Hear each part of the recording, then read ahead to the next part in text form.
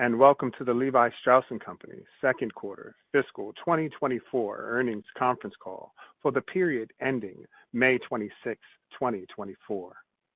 All parties will be in a listen-only mode until the question-and-answer session, at which time instructions will follow.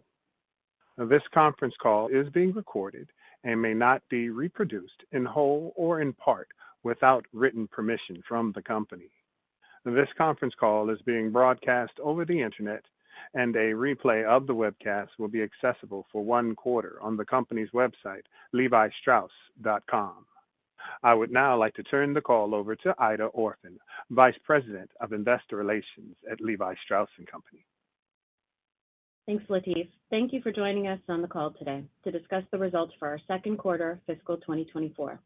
Joining me on today's call are Michelle Gass, our President and CEO, and Harmit Singh, our Chief Financial and Growth Officer. We have posted complete Q2 financial results in our earnings release on the IR section of our website, investors.levistrauss.com. The link to the webcast of today's conference call can also be found on our site. We'd like to remind you that we will be making forward-looking statements on this call, which involve risks and uncertainties. Actual results could differ materially from those contemplated by our forward-looking statements. Please review our filings with the SEC, in particular the Risk Factors section of our Form 10-K for the year ended November 26, 2023, for the factors that could cause our results to differ. Also note that the forward-looking statements on this call are based on information available to us as of today, and we assume no obligation to update any of these statements. During this call, we will discuss certain non-GAAP financial measures. These non-GAAP financial measures are not intended to be a substitute for our GAAP results. Reconciliations of our non-GAAP measures to their most comparable GAAP measure are included in today's press release. Reconciliation of non-GAAP forward-looking information to the corresponding GAAP measures, however, cannot be provided without unreasonable efforts due to the challenge in quantifying various items, including but not limited to the effects of foreign currency fluctuations, taxes, and any future restructuring-related severance and other charges. Finally, this call is being webcast on our IR website, and a replay of this call will be available on the website shortly. Please note that Michelle and Harmit will be referencing constant currency numbers unless otherwise noted. And now I would like to turn the call over to Michelle. Thank you, and welcome everyone to today's call.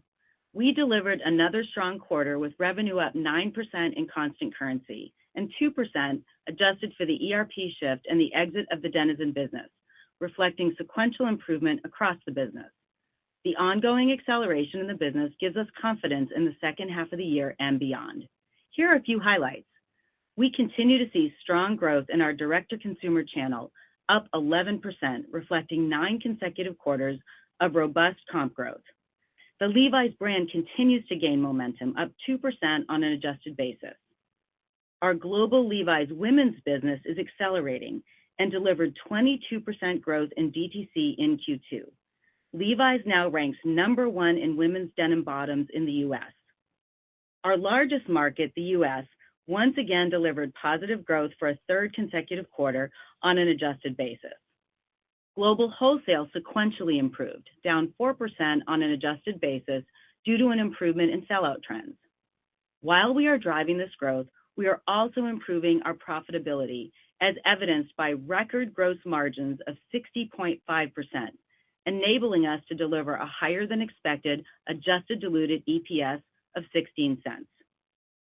As I've shared previously, we are currently undergoing a significant transformational pivot to become a best-in-class direct-to-consumer retailer. While this evolution will span multiple years, our efforts are already positively impacting our quarterly results. I will now talk you through the details of the quarter in the context of our strategic priorities: leading with our brand, operating as a direct-to-consumer first business, and powering our portfolio. Starting with leading with the Levi's brand. A key indicator of brand health, we continue to make meaningful market share gains in the U.S., driving growth with women and our key youth target group of 18 to 30-year-olds, while maintaining our dominant leadership position in men's. Importantly, we have maintained our leadership position across consumers of all ages, and our unaided brand awareness remains well above our competition across most markets globally. We continue to drive brand heat and impactful storytelling by showing up at the center of culture across music, art and design, fashion, and sports. We were thrilled and honored to have Beyoncé name a song after us on her newest album.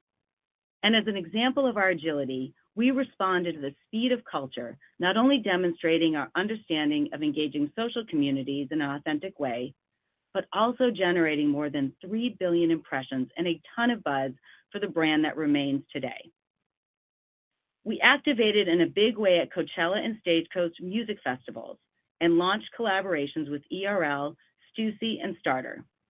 As we look to the second half of the year, we have a number of impactful partnerships planned across the globe, including a Paris-themed collaboration with renowned label Pigalle.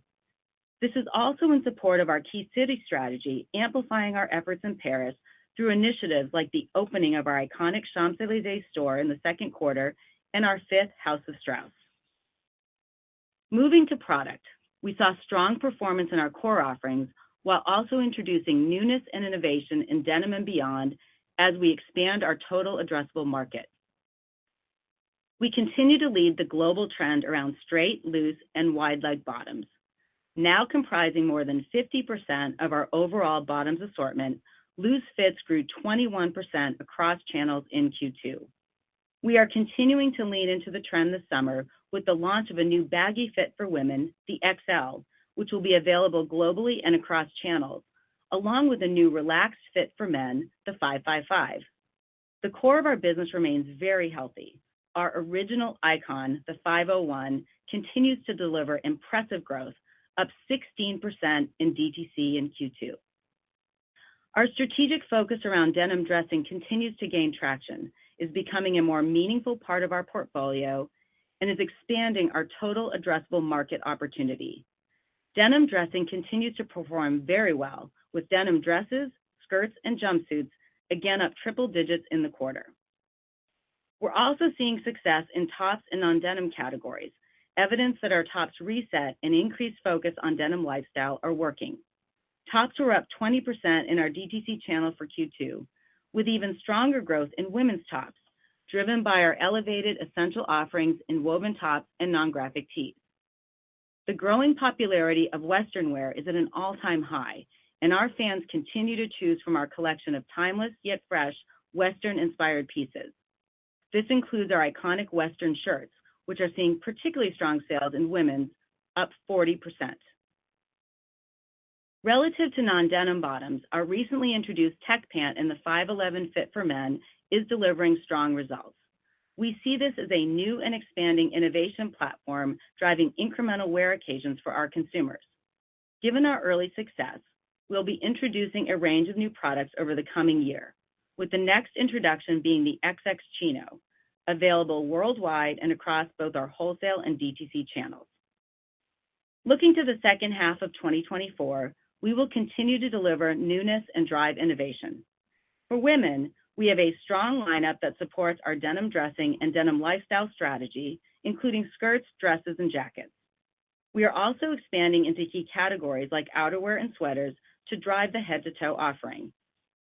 And following the success of our Performance Cool product, which we broadly rolled out globally earlier this year, this fall we are set to expand the innovative platform with the launch of Performance Warm, made with a soft interior that is designed for warmth in cooler weather. Looking ahead, we are making great progress on our efforts to streamline our go-to-market calendar by reducing SKUs by at least 15% and addressing complexity in our process, which will start benefiting us in H1 25. The team is already using some of the learnings to create more agility in our process, such as chasing into top sellers this season.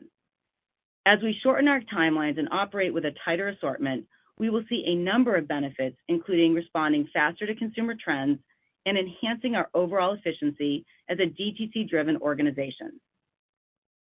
Now, let's shift to direct-to-consumer, our next strategic priority, and one of the biggest unlocks as we pivot to become a best-in-class omnichannel retailer. DTC continued to grow rapidly, up 11% on top of 14% growth in the prior year. We achieved these strong results by delivering high single-digit positive comp growth.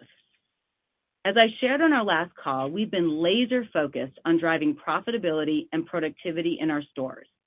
This quarter, we saw an improvement across all store KPIs, led by higher UPT and better conversion driven by our new product introductions, an improvement in our in-stock position, and a continued focus on best-in-class engagement with fans in our stores. U.S. DTC was up 12%, led by our mainline stores. AURs in mainline were up low single digits as consumers gravitate toward our full-price premium products. Globally, we continue to execute our retail expansion plans and are on track to open 100 net new doors this year. In Q2, we opened our largest store in Thailand at the Central World Mall in Bangkok. This store is a pilot where we're implementing learnings from consumer research to improve the in-store consumer journey. By applying changes like displaying our denim lifestyle categories more visibly throughout the store and elevating our premium collections, we drove revenue growth in both tops and bottoms. Results are encouraging, and this is just one example of the great potential we have in improving store productivity. E-commerce continues to be a big opportunity for us, up 19% this quarter, led by double-digit growth in the U.S., where we are seeing strong full-price sell-through and strength in women's, now comprising more than 50% of the business in this channel. Ongoing initiatives to elevate our site and enhance the consumer experience, as well as deliver a more premium and expanded assortment, continue to drive our momentum across all of our markets. We also drove meaningful growth in our loyalty program, acquiring almost 2 million members in Q2, with 36 million members globally. As we make our pivot to be a DTC-first company, we also remain committed to wholesale. On an adjusted basis, our global wholesale business was down 4%, in line with our expectations and a sequential improvement to Q1. We feel good about the trends we're seeing in our global wholesale business overall. The actions we've taken to stabilize this business are working. Sell-out trends are improving, including in the U.S. and Europe, and customers are excited about our expanded assortments. Importantly, this channel is significantly more profitable than last year, amplified by our healthier inventory levels and the improvement in our supply chain operations. Turning now to our third strategy, powering the portfolio. Our international business is becoming a more meaningful contributor to our business and grew low single digits in the quarter. This reflects 6% growth in Asia, on top of 27% growth in the prior year, bolstered by strength in Japan, India, and Turkey. And our Europe business sequentially improved, down low single digits in the quarter, with certain key markets, including Italy and Spain, positive in the quarter, as well as an improvement in performance across both wholesale and DTC. Dockers was down 1% on an adjusted basis, coming in below our expectations. Profit exceeded prior year, led by gross margin expansion and disciplined expense management, and inventories are significantly below prior year, down 16%. Going forward, we'll be leaning into innovation with an expanded head-to-toe collection of the performance-based Dockers Go series, which has exceeded expectations since its launch. Beyond Yoga was up 13%, an acceleration to Q1, driven by strength in wholesale and e-commerce. In the quarter, we continued to see success in our much-loved core Space Dye business, as well as wins in new lifestyle categories like wider leg pants and dresses. Our new CEO of Beyond Yoga, Nancy Green, has moved quickly to bring in seasoned industry leaders in product development, sourcing, retail, e-commerce, and marketing to build the capabilities to rapidly scale this business and achieve the long-term potential of the brand. To conclude, we are pleased with our performance through the first half of 2024, which underscores that we have the right strategies in place to drive long-term, sustainable, and profitable growth. The Levi's brand has never been stronger. We continue to gain market share, and our amplified focus with women and younger consumers is working. We have momentum across the world, including the U.S., where we have delivered 3 consecutive quarters of positive performance. We are seeing a strong response to our innovation and product launches centered around owning denim lifestyle and have a robust pipeline for the remainder of the year. Our transformational pivot to operating as a DTC-first company is reaching a tipping point with accelerating sales momentum and an improvement in margins. And we have an incredible, talented, and passionate team around the world that is driving this transformation and delivering outstanding service with our consumers every day. All of this gives me great confidence for the rest of the year and beyond. And with that, I'll now turn it over to Harmit to cover the financials. Thanks, Michelle. We are pleased to have delivered earnings that significantly exceeded expectations, despite stronger than expected headwinds from FX and a higher tax rate versus the prior year. Gross profit dollars grew twice as fast as SG&A dollars, reflecting both revenue and gross margin growth, but also our relative expense discipline driving higher operating margins. Going forward, this is a key metric we are focused on to enable us to achieve our longer-term goal of 15% high-quality margins. Our DTC business continues to not only be our fastest-growing business, but is also seeing real improvements in profitability, with operating margins increasing more than 300 basis points during the quarter. This includes a significant improvement in e-commerce profitability, with EBIT margins now double digits on a fully allocated basis. The improvement in profitability in our DTC business surpassed our own expectations, and we believe we will continue to grow profitability in this channel as we pivot to a DTC-first company. And as our wholesale business becomes a smaller piece of our overall business, as Michelle mentioned, it is more profitable as inventory levels have normalized and gross margins across the business have increased, which we are focused on sustaining. The benefits from Project Fuel are progressing as planned, and we believe our strategies related to this initiative are working. We remain on track to deliver $100 million in savings this year through a workforce reduction that has largely been implemented, savings from indirect procurement that are in progress, and higher productivity from our DTC business, which is evident from our recent results. We also believe there will be additional savings in 2025, which we intend to quantify when we guide next year. In the quarter, we continue to make improvements in reducing our inventory position, and along with working capital management, we have generated positive free cash flow of $223 million in the second quarter and $437 million year to date. Shareholder returns in the quarter were up 36% as we bought back shares and paid dividends. Reflecting our confidence in our cash flow position, we are increasing the quarterly dividend by 8% to 13 cents in quarter three, making this the first increase in dividends since July of 2022. And with that, I will turn to our results. Q2 net revenues were $1.4 billion, reflecting continued momentum in our global direct-to-consumer channel, which grew 11% and up 26% on a two-year stack. Along with our franchise partners, we have opened 30 net new doors in H1, excluding the Columbia takeback.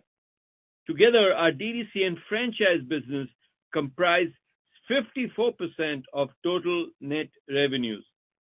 We remain on track to open a net of 70 stores in H2, ending the year with a system-wide store count of more than 2,600. Gross margin of 60.5% was a record high and improved 180 basis points year over year.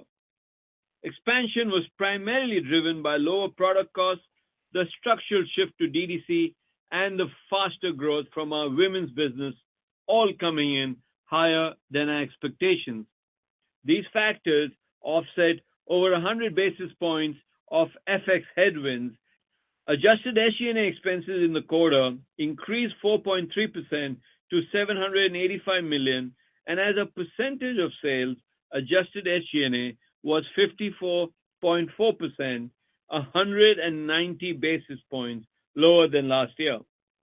The SG&A leverage was slightly better than our expectations as we began to see the benefits of our cost control actions and our global productivity initiative, Project Fuel. The increase in SG&A dollars was primarily related to additional incentives accrual in quarter 2 24 versus last year. Gross profit dollars increased by 11% and grew at twice the pace of SG&A dollars, leading to EBIT leverage, with adjusted EBIT margin increasing 360 basis points to 6%. Adjusted EBIT dollars also significantly increased versus last year. On an H1 basis, gross profit dollars also grew at a faster pace than SG&A dollars, driving an increase in adjusted EBIT margin of 40 basis points. Adjusted diluted EPS was 16 cents, up 12 cents from prior year, significantly exceeding our expectations. Reported inventory dollars were down 19%, excluding the impact of the modification of terms with the majority of our suppliers. This reduction was better than our plan, and overall, inventory is expected to end the year below prior year levels as we work to further optimize inventories.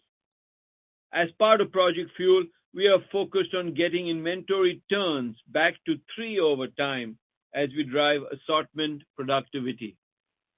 This will release significant working capital. Let me take a moment to talk to you about the significant changes we're making to our global distribution and logistics strategy. We have made the decision to move from a primarily owned and operated distribution and logistic network in the US and Europe to one that will be more balanced between our own and leading third-party logistic providers. As we continue our pivot to a DTC-first company, our distribution network needs investment, including upgrading existing capacity with omni-channel capabilities. Our new strategy allows us to secure these investments in a capital-efficient manner by leveraging third-party capital while freeing up our own resources to invest in growing the direct-to-consumer channel. This will also enable us to reduce our fulfillment costs per unit compared to running the facilities ourselves, while immediately delivering a cash infusion of over $90 million this year, primarily as a reimbursement of the capital spent to build our new distribution center in Germany. In the near term, the changes require the parallel operation of new and old facilities for the rest of 2024, resulting in a transitory increase in distribution costs with a negative 2-cent impact to EPS in 2024. We expect we will begin to see a favorable 2-cent impact to EPS in 2026, which will progressively increase in 27 and beyond as distribution costs come down and inventory efficiencies improve as we better service our omni-channel needs. Now let's review the key highlights by segment. In the Americas, DTC revenues were up 16%, driven by double-digit growth in brick-and-mortar and e-commerce. While U.S. wholesale was down mid-single digits, the U.S. market grew low single digits entirely as a result of DTC growth on an adjusted basis. We are also seeing meaningful improvements in profitability across both channels. Robust gross margins, driven by favorable brand and channel mix, and reduced product costs, resulted in strong operating margins of 18%. Notably, our gross profit dollars grew significantly faster than our SG&A expenses. In Europe, DTC revenues increased 7%, a sequential improvement to Q1, reflecting growth in mainline, outlet, and e-commerce. Wholesale, while down 11%, has improved versus last quarter. Given the continued strength in DTC and the sequential improvement in wholesale, we continue to expect Europe to return to growth in H2, with a pre-book in Europe up mid-single digits for the second half. In the quarter, gross margins were up 420 basis points, offset by SG&A investments, resulting in a 15% operating margin, which was flat to last year. Asia net revenues increased 6% compared to the prior year and are up 34% on a two-year stack. DTC revenues increased 6%, driven by strength in e-commerce and company-operated stores, and wholesale net revenues were up 5%. China, while lapping 95% growth in the prior year from the COVID reopening, was down by 10%. We have recently enhanced our locally relevant product assortments and believe this should help improve the business. Excluding China, Asia was up 9%, driven by growth across most markets. Overall, for the quarter, Asia delivered an operating margin of 13%, which is 70 basis points higher than prior year, largely driven by gross margin expansion. Now let's turn to our fiscal 24 outlook, and I will also share color on the next two quarters. Sales trends were consistent each month in the quarter, and we saw strength in several key drivers of our business, including the U.S. market, acceleration of our global DTC business from last quarter, and robust growth in women. However, despite the supportive trends, headwinds from foreign exchange have recently increased, especially with the euro and Mexican peso, creating a wider divergence between reported and constant currency performance, with a more meaningful impact in quarter three. As a result of the FX impact on our business for the full year, we now expect full year reported revenues to be at the midpoint of our range of 1 to 3% year-over-year growth, with revenue in constant currency trending closer to the upper end of our range. As respects gross margin, we now expect the full year to be up 180 basis points to prior year, 30 basis points higher than our previously guided range, despite incremental FX headwinds of approximately 20 basis points for the year. This will be offset by an increase in SG&A due to the transition in our logistics and distribution network I spoke to earlier, and a slight increase in advertising as we continue to fuel the momentum of our business. Additionally, we reiterate our expectation for approximately $15 million a quarter in interest and a mid to high teens tax rate. As respect earnings, we are making long-term investments in the business with our distribution and logistics transition, as well as our brands with an increase in marketing. We expect these investments will impact full-year EPS by 3 cents. We also expect the impact of FX to be an incremental 2 cents headwind for the year. Given these factors, despite the beat in Q2, we are maintaining our adjusted diluted EPS estimate of $1.17 to $1.27 for the year at this time. Let me give you a bit more color on the back half of the year. In Q3, we expect continued sequential improvement in revenues, with reported revenues up low single digits and low to mid single digits on a constant currency basis. This is inclusive of a currency headwind of over 100 basis points. Revenue growth in quarter four will inflect upward to mid to high single digits on both a reported and constant currency basis, including a 60 basis point headwind from FX. The improvement in Q4 versus Q3 is driven by the fact that the majority of store openings are skewed to the fourth quarter, and there is the benefit of the 53rd week. In the third quarter, gross margin will accelerate and be up approximately 200 basis points to prior year, as we will have fully anniversaried the pricing actions we took last year, with the benefits of product costs, higher DTC, and women's continuing. We also expect a mid-single-digit increase to SG&A due to the continued expansion of DTC, higher A&P, and incentive funding compared to prior year, as well as the incremental costs related to our distribution transition, partially offset by savings from Project Fuel.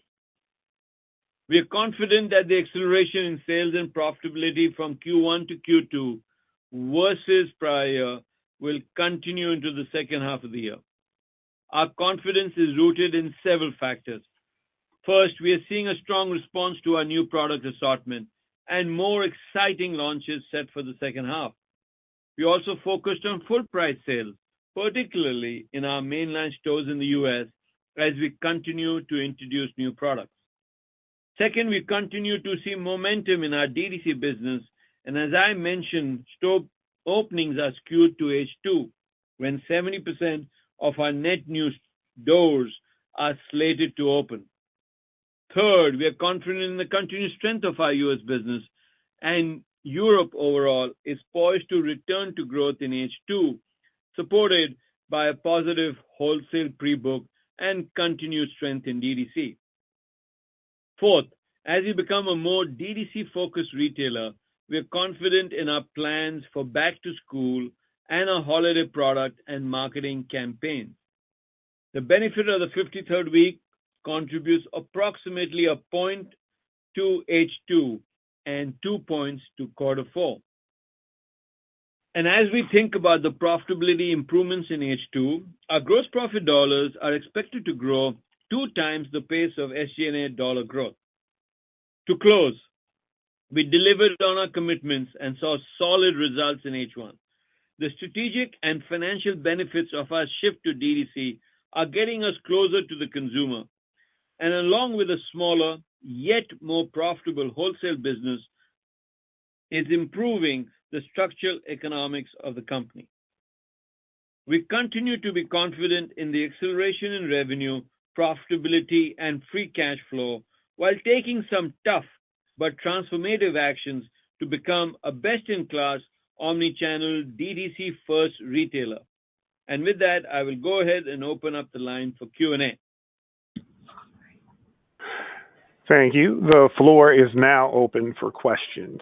If you have a question, please press star, then the numbers 11 on your telephone keypad.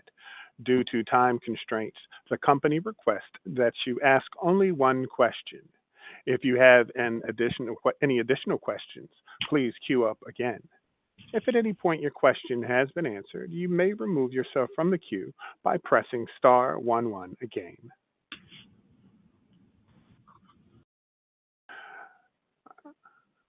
Our first question comes from the line of Laurent Vasilescu of BNP Paribas. Oh, good afternoon. Thank you very much for taking my question. Michelle, Harmit, can you maybe talk about your confidence in the 2H acceleration for the top line? I believe you talked about European order books up mid-single digits for 2H. How should we think about overall wholesale for 2H?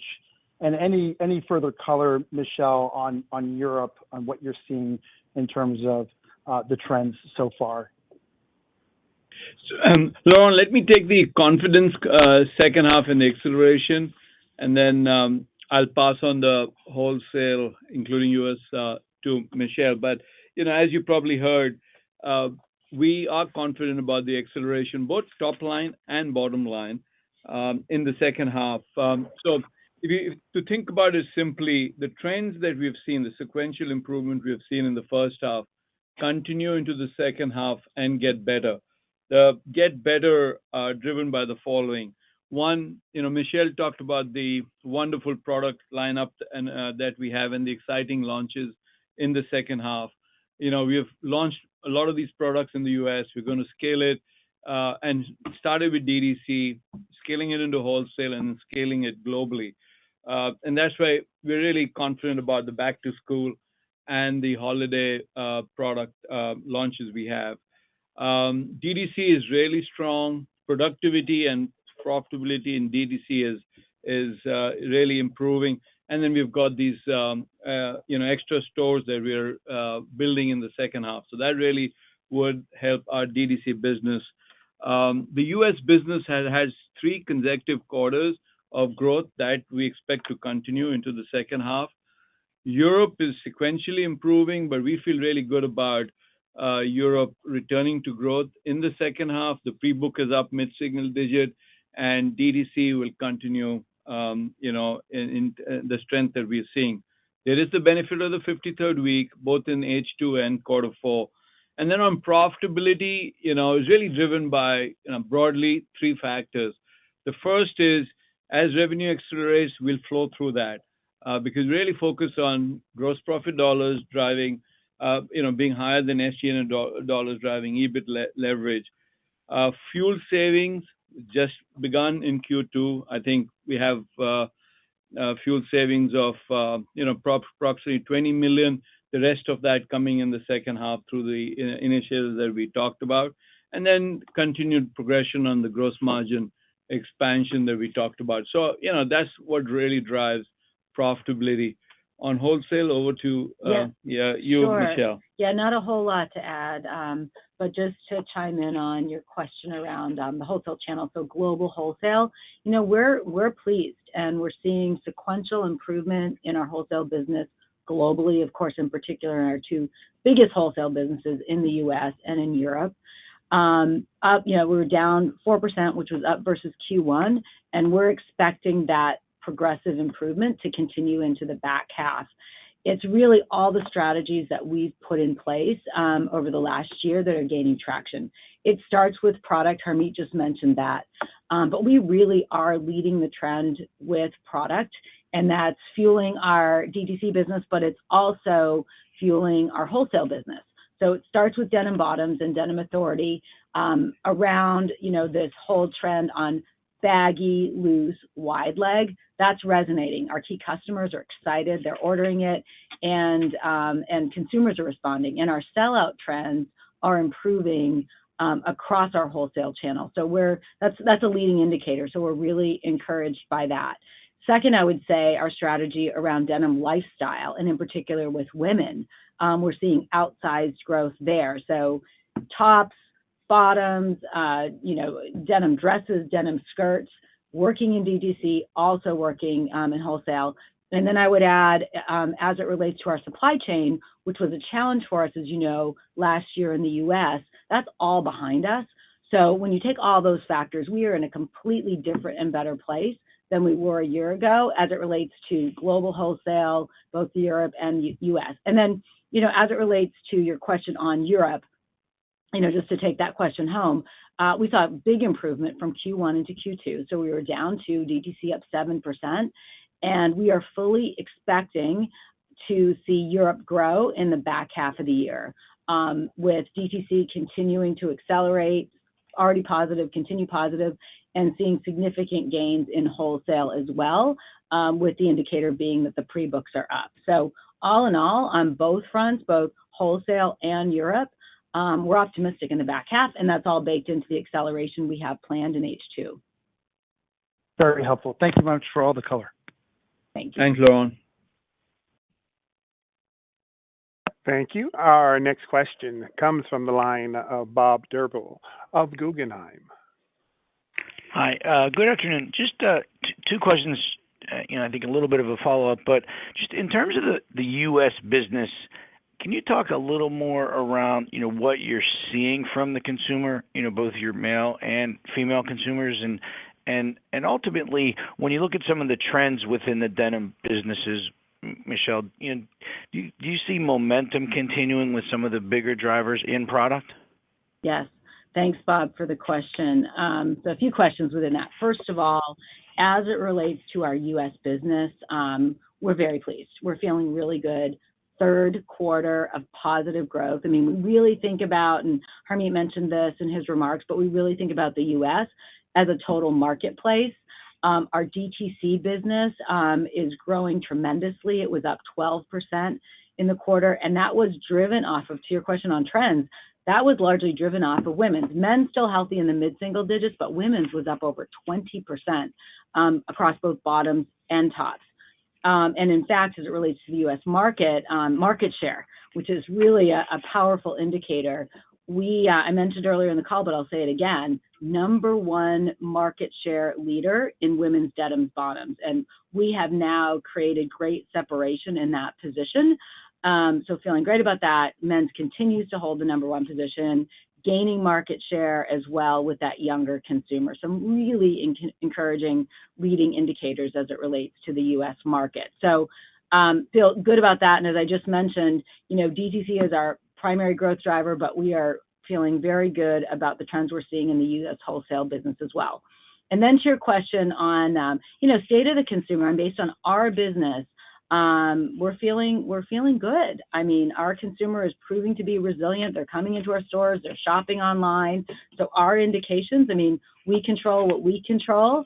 And certainly there's some level of uncertainty as we look into the back half of the year and beyond.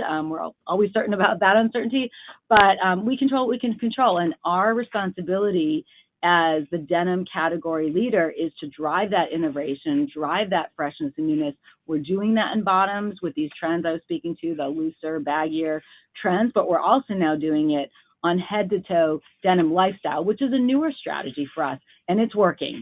I mean, denim product beyond bottoms is selling like crazy. I mean, Western shirts, and I know Western's trending as well as it relates to trends in the denim market, up 40%. Denim skirts and dresses, those were up triple digits. And I would say on all of this, Bob, we're just getting started. So we will continue to fuel excitement in the category for kind of months and years to come. Thank you. Thanks, Bob. Thank you. Our next question comes from the line of Matthew Boss of JP Morgan. Great, thanks. Michelle, on the total addressable market, which you touched on in prepared remarks, could you elaborate on assortment changes that you've made so far that support an expanded TAM for the Levi brand, opportunities you're excited about to drive greater share of wallet? And then, Harmit, could you just maybe break down gross margin puts and takes that we should consider for the back half of the year relative to the distribution and logistics headwind? Sure. Sure. Thanks, Matt. Yeah, great question, and one that we're quite bullish on, actually. So as I did mention, we are expanding our total addressable market, and I'd say in a couple ways.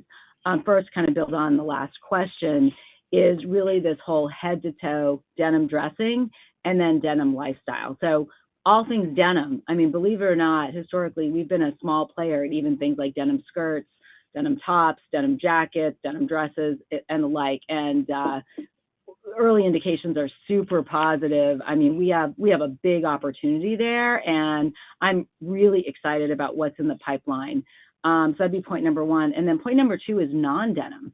And when you actually look at our total business, 44% of our direct-to-consumer business is actually now what we'd consider non-denim bottoms. So that does include kind of the skirts and dresses I was mentioning, but it also includes non-denim in both men and women. And we've driven a lot of newness in those categories as well. So our XX Chino platform, which has done really well over the last couple years, we're expanding that into performance. So you may recall we launched a new platform, the performance platform, Performance Tech, just recently, last couple months. We started with the 511 fit for men.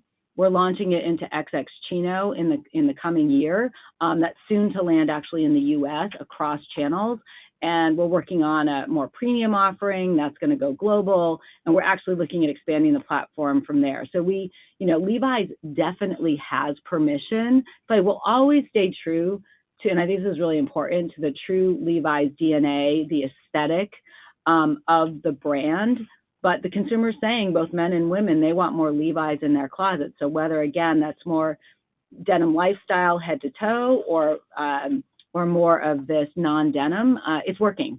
And we're seeing it in the numbers.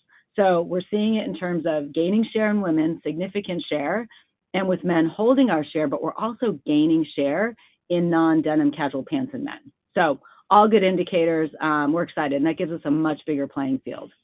And Matt, on the question of gross margin, so let's talk Q2 first, and I'll just give you the second half of the year. And I'll talk about this new focus on gross profit dollars, less SG&A. But basically, in Q2, the big buckets, the tailwinds were really product costs, really driven by commodities. That was approximately 250 basis points higher than a year ago.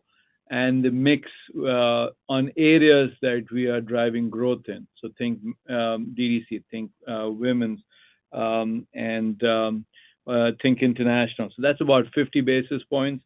It was offset by over 100 basis points, as I said in the remarks, on FX, and then about 20 basis points on air freight.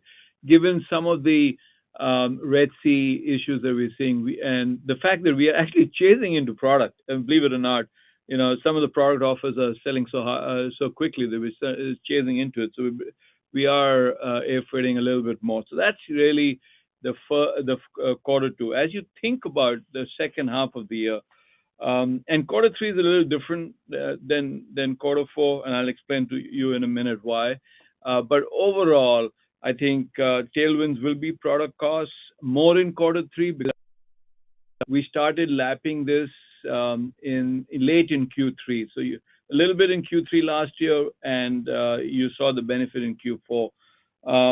The mix benefit continues. And then FX headwind is not as high as 100 in Q2, but probably 50-odd basis points in Q3, substantially less in Q4. Air freight as a headwind, probably the same, especially as it's chasing into stuff. So generally feeling very good about gross margins, and that's why we raised the guidance, for the year, which, if we deliver, we're confident of, will be another record on an annual basis from that perspective. But overall, as we get to the operating margin goal of 15%, just this metric of gross profit dollars less SG&A, and ensuring that drives the leverage is important. You go back to 2021 when our operating margins were over 12%, gross profit was growing at a much faster clip than SG&A. And that's the discipline that we as a leadership team want to instill in ourselves. Great color. Best of luck. Thank you. Thank you. Thank you. Our next question comes from the line of Ike Boruchow of Wells Fargo.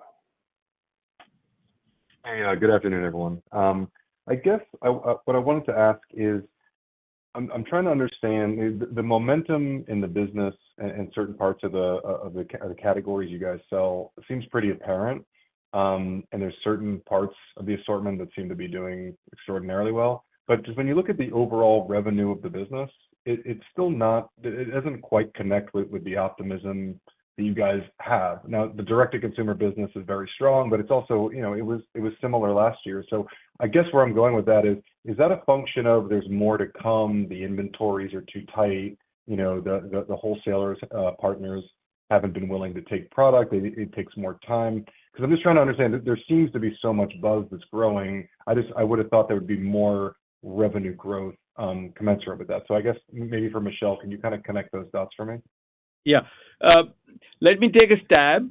So sequentially, quarter two, hopefully the ERP noise is behind us. But, sequentially, quarter two grew 2% constant currency, and similarly on Levi's. I just think as you think about the quarter, Ike, because your question is a good question. I think in the quarter, Levi's generally was on our expectation. US was stronger, Europe was on plan, Asia slightly lower, largely because of China.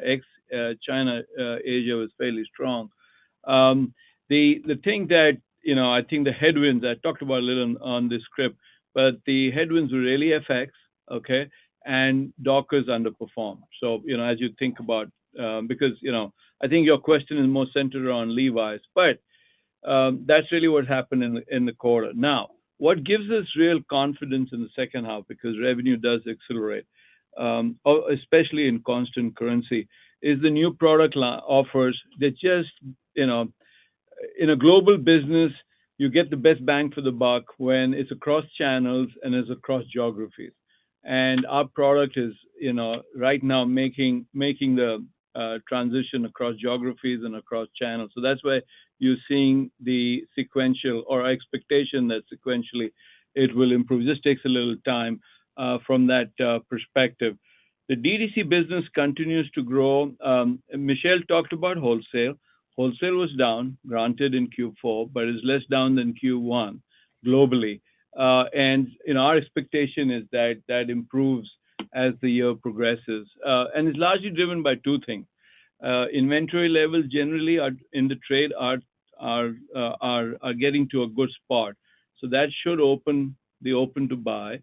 And as they see new product, customers are gearing to put that on the floor. And so that's why I think it's a natural progression, and sometimes it just takes a little time, and that's what we're beginning to see.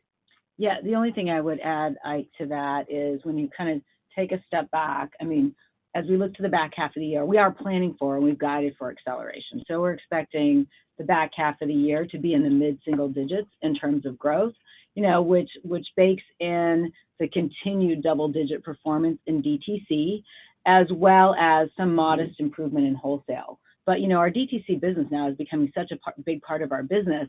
As long as we get, call it stability in the wholesale channel and the kind of growth or stability we're seeing now, the model works. And so that's why we're extremely confident in the back half of the year. And I think Harmit did a great job explaining, this current quarter. The FX piece clearly was the biggest impact, given that 60% of our business is global, but the Levi's brand and the Levi's business is extremely healthy, as evidenced by the market share gains that we're making in many places around the world, including here in the U.S. That's very helpful. Thank you. Thanks, Ike. Thank you. Our next question comes from the line of Dana Telsey of Telsey Advisory Group. Hi, good afternoon, everyone. As you think about top line and then managing it with the better than expected gross margins and your guide for the SG&A, unpacking the increased marketing spend that's happening in the second half of the year, how much higher is this marketing spend than your original plan? And given the positive reception to the trends and that you're the market share leader, how should we think about marketing expense going forward? What do you need in top line sales to leverage some of these expenses, in other words? Thank you. Yeah, thanks, Dana. I wish we could have flowed the EPS beat, 5 cents, which I think a lot of people were expecting. But as we think about this business, you have to think about this business longer term. So if you think of the 5 cents, 2 cents of the 5 cents is really being spent as we make the pivot to more of a hybrid distribution and logistic network. And we did get the cash infusion of over $75 million in the quarter, but about $90 in the year. And that's just running two DCs parallelly as they transition, and that's 1 cent in quarter 3 and maybe 1 cent in quarter 4. The marketing question, Dana, is about 1 cent higher in H2, and it's just to fuel the, we're expanding the TAM, as Matthew asked. We are introducing new products. Our consumers need to be more aware of it, so we have to drive awareness. And, we have wonderful marketing programs that Kenny, I think, talked about in quarter 2. And so this just helps fuel the brand momentum. To your question about what's the right spend, we do a ROI analysis. And so as long as we think it really drives revenue, marketing spend will probably end the year, around 7%. It's a little over than what we thought last time we talked about it. But, it'll probably grow over time, but so will revenue. And so that's really the linkage we look at. Thank you. You're welcome. Thanks, Dana. Thank you. Our next question comes from the line of Chris Nardoni of BofA. Thanks, guys. Good afternoon. Just a couple of follow-ups on the U.S. business. Can you elaborate on the progression of U.S. DTC results through the quarter and comment on whether trends have sustained in June? And then on the U.S. wholesale business, are you committed to growing the U.S. wholesale business in the back half? And curious if you have any comments on how sellout is trending versus maybe last quarter. Yeah. So to your question about U.S. DTC, it's actually the quarter was fairly even. We saw the U.S. DTC business start really strongly at the beginning of the year. That's continuing into the quarter, and we feel really good about the continuation into quarter 3. The U.S. team is doing a phenomenal job, really, making this pivot to DTC. and driving productivity. The EBIT margins are off the charts. As an example, we don't talk about it by segment, but if you look at the Americas operating margins, a large piece of that is driven by our DTC business. To your question about U.S. wholesale, it gets better from the mid-single-digit decline that we talked about as the year progresses. Very difficult to predict whether it turns positive. The thing that we can say, I think, Michelle, with confidence is we are seeing sell-throughs actually improve as we exited the quarter. And so, that just bodes well. And inventory levels are relatively, lean. So the combination of that, especially as a U.S. consumer, who we think is resilient, I think you can do the math over time. Yeah, maybe the only thing to add on that one, Harmit, well said, is that just to make the point, when we think about the state of the U.S. wholesale business a year ago versus where we are today, it literally is a sea change of what we're seeing in U.S. wholesale. From the operations supply chain. Correct. We're back to normal. We're shipping orders. We had a little bit of catch up. Now it's kind of, call it business as usual. Product, the center of everything. The product is resonating. I think especially with, as we look to our denim lifestyle strategy, women's tops, those are all outperforming. As we talked about, the sellout trends are improving in U.S. wholesale. We're working closely with all of our key customers so that the brand is showing up in a way that's a win-win for us and for them. So all the core strategies that we put in place a year ago to turn this business around is working, and we've now seen several quarters of improvement versus where we were a year ago. Yeah, and I've been reminded to say this as well, which is our full year guidance is not contingent on U.S. wholesale growing in the second half. I just want to, make that point, Chris. And you didn't ask this, but U.S. wholesale is a lot more profitable today than it was a year ago. Very clear. Thank you. Thank you. Thank you. Our next question comes from the line of Oliver Chen of TD Cowen.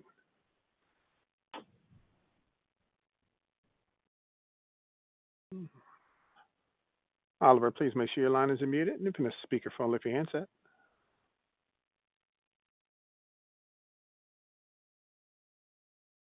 Latif, we can. Yeah, and it may be a logistic issue, Latif. We'll catch up with Oliver later. Okay, we'll go to the next question, which comes from the line of Paul Lejuez of Citi. Please go ahead, Paul.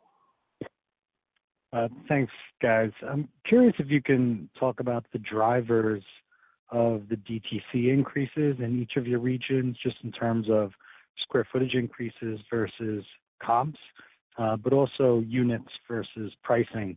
And then as a follow-up to that, I'm curious if you've changed your expectations at all for the second half for DTC in any of the regions based on what you saw in 2Q or the first half in general. Thanks. Yeah, Paul, I'll be brief. Comp sales were a big driver of the DTC piece. Our units as in terms of new doors, net new doors, was modest in the first half, so that will pick up in the second half. And while we talk about stores and we talk about comps, our e-commerce business is on fire. The e-commerce team led by Jason, they're doing a phenomenal job, and it's really going back to the basics, driving loyalty, driving higher conversion, etc., fixing the fundamentals. So I think that's where we never talked about it, but as you heard in the call, the e-commerce profitability is up to low double digits, and that's a big thing. To your question about DTC productivity and DTC EBIT margins of 300 basis points, I'd say half gross margin, half real productivity, which is driven by two things. One is better labor management and better or revenue leverage. Those are the two things. And in both cases, I think we're just getting started. We think there's a lot more opportunity on driving productivity and narrowing the gap between the wholesale EBIT margin and the DTC EBIT margin, because that will really help us, get to the 15% operating margin. Harmit, how much was pricing a driver in each region? Yeah, pricing was modest, I would say, Paul. In the U.S. is very modest. We took some reductions last year. We have not taken more. AURs, as it becomes more of a DTC business, AURs are up largely in our mainline stores. These are full price stores across the three regions. Little bit of pricing in Asia, very modest. I think very little pricing in Europe. No, and I would just build on that, Harmit, and say any AUR increases that we're seeing is coming off of mix shift. As our consumers buy more elevated premium product. As we bring in a lot of these fashion fits, the looser, the low waist, baggy, we're able to price up. But to your point, this volume, the sales, it's generated off of volume, the velocity of our business. Yeah. Got it. Thank you. Good luck. Thanks, Paul. Thank you. Thank you. At this time, I'd like to turn the floor back over to the company for any closing remarks. Just appreciate everybody joining the call. Thanks for the great engagement and questions. We look forward to connecting with you next quarter. Thank you. This concludes today's conference call. Please disconnect your lines at this time.